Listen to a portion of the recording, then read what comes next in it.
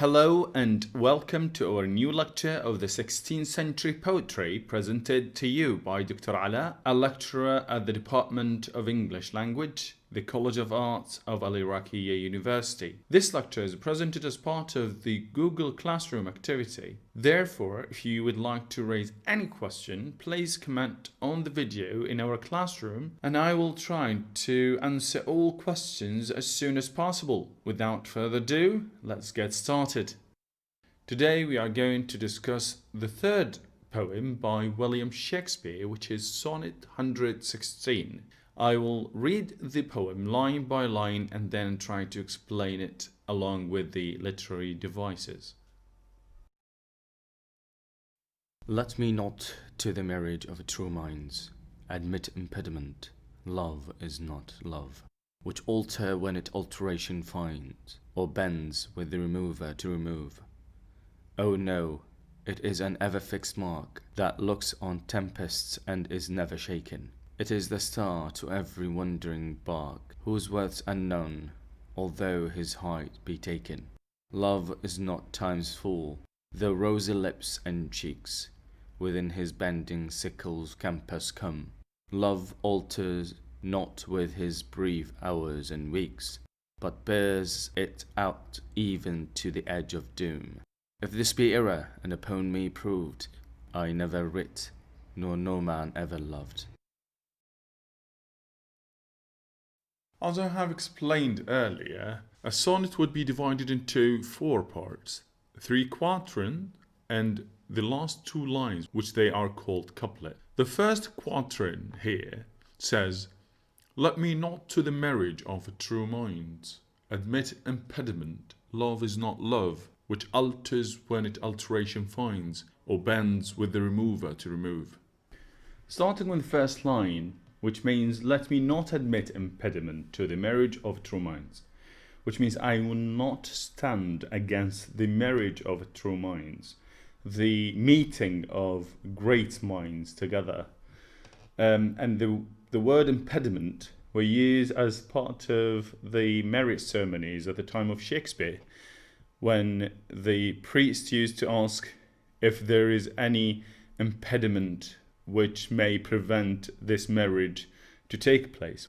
وهذا يعني أن القس يسأل الزوجين والحضور إن كان هناك أي شيء قد يحول دون إتمام هذا الزواج.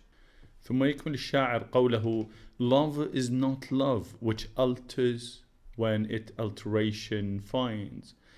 الحب لا يكون حبا حقيقيا إذا تغير بوجود أي مؤثرات خارجية. Or bends with the remover to remove، أو أنه يتحول بتغير المكان الذي ولد فيه. هذا يعني أن الحب قوي، والحب الصادق لا يمكن تبديله أو تغييره. Now by moving to the second quatrain, the poet says, "Oh no, it is an ever fixed mark that looks on tempests and is never shaken. It is the star to every wandering bark, whose worth is unknown, although his height be taken." الرباعية الثانية يؤكد الشاعر على أن استحالة تغيير أو تغير أو تحول الحب الحقيقي. When he says, "Oh no, it's ever fixed mark", علامة ثابتة للأبد. That looks on tempest and is never shaken. هذه العلامة ثابتة وراسخة ولا يمكن أن تهتز أو يتغير مكانها. ثم ينتقل الشاعر إلى البيتين الثانيين من الرباعية الثانية عندما يقول: "It is a star to every wandering bark, whose worth is unknown, although his height be taken." يشبه الحب بالنجمة التي ترشد السفن التائهة. Wandering bark تعني boat، قارب، القارب التائه، ترشد كل القوارب التائهة. Whose worth is unknown, although his height be taken. الناس تعرف مكانها ويعرفون بعدها، ولكن قيمتها العالية لا يمكن أن تقدر بثمن. ننتقل الآن إلى الرباعية الثالثة وختامها in the last 2 lines, which they are called as couplet. The poet says, "Love is not time's fool, though rosy lips and cheeks within his bending sickle's compass come." Love alters not with his brief hours and weeks, but bears it out even to the edge of doom. If this be error, and upon me proved, I never write, nor no man ever loved. The first two lines says that love is not time's fool, though rosy lips and cheeks within his bending sickle's compass come. This means that love cannot be tricked by time, because the temptation that it provides will come at the edge of a sharp sickle of death and end. هذا يعني أن الحب ليس أداة طوعاء بيد الزمن، حيث لا المغريات الموجودة في الزمن قد تغير فيه، لأن هذه المغريات كلها والشباب والمال كلها سوف تفنى عن طريق حربة الزمن. الحب لا يتغير. Love alters not with his brief hours and weeks, but bears it out even to the edge of doom. الحب لا يتغير بالأيام والساعات والأسابيع، وإنما سوف يبقى إلى doom, which is meant as the doomsday, يوم القيامة، حتى آخر نفس على هذه الأرض. If this be error, and upon me proved, I never write, nor no man ever loved. Which means that if you can prove me wrong, إن كان باستطاعتك أن تفند ما أقوله، فلعلي لم أكتب شيئا ولا وقع في الحب يوما أي إنسان. فهذا تحد واضح في آخر بيتين أن كل ما قاله الشاعر هو حقيقة وواقع، إن كان الحب حقيقي والشعور خالي من أي شيء يشوبه.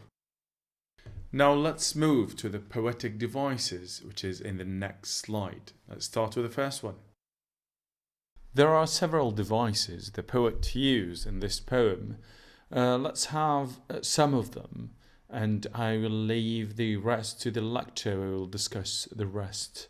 First, with the rhyme scheme, where it says A, B, A, B, C, D, C, D, E, F, E, F, and then the last two lines, which are the couplet, R, G, G.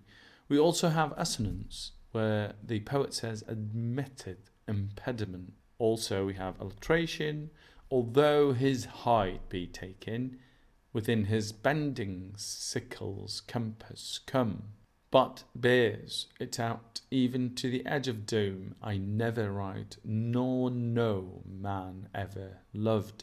We have metaphor.